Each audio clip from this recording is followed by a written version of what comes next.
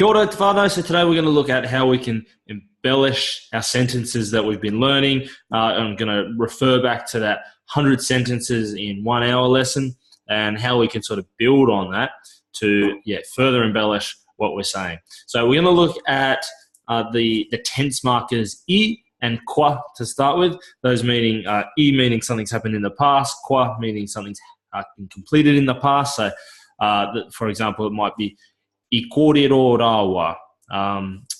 They were speaking, they spoke. Versus kwa mutu te mahi. The work has been completed. So that's sort of those two are sort of talking about things in the past. So today's lesson, though, we're going to look at how to say something just happened. So it's still in that realm of something that happened in the past, something that's happened preceding this moment in time. But we're going to look at how to refer to this as just happening. Like this has only just happened. So for examples might be he has just woken up, or she has just woken up. I have just learnt this. They just left. So it's using the word just in English, essentially. Just is in the terms of the time. So it's just happened now, not just as in, justice and all that sort of stuff. So we're going to look at that. So I'll jump across to the screencast. You can check it out.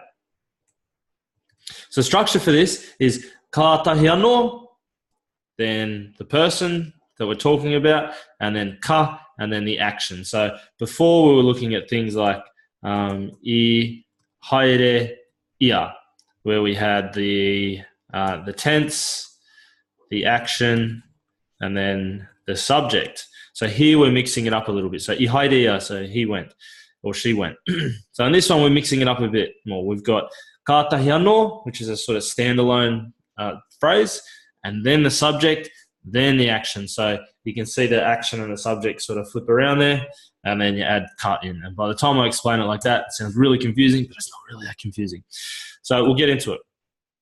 We'll look at a few examples of things we can say. So KAATAHI ANŌ ia, meaning him or her. Ka oho, meaning to wake.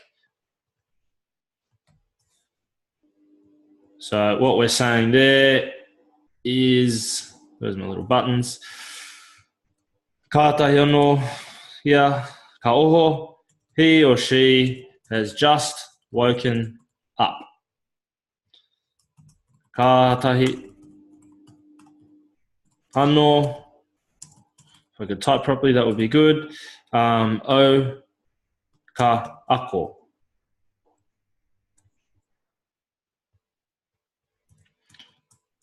I have just learnt. And then you can go and add things on to the end of this. So you can add I or ki or, some different phrases to further embellish this and provide more context. But for this little short lesson, we just want to focus on the KAATAHI ANŌ, the person, and then ka plus the action. KAATAHI ANŌ rātou, meaning them. Ka haere atu. KAATAHI ANŌ rātou ka haere atu. They have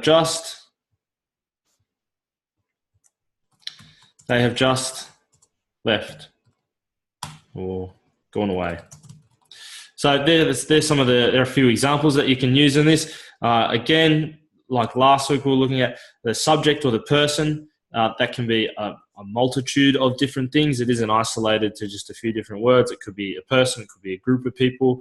And then the actions, similar to what we've learned in the past about some different actions, we can add those in there. So that's a quick lesson for today. Hope you enjoy, and let me know how you go down in the comments.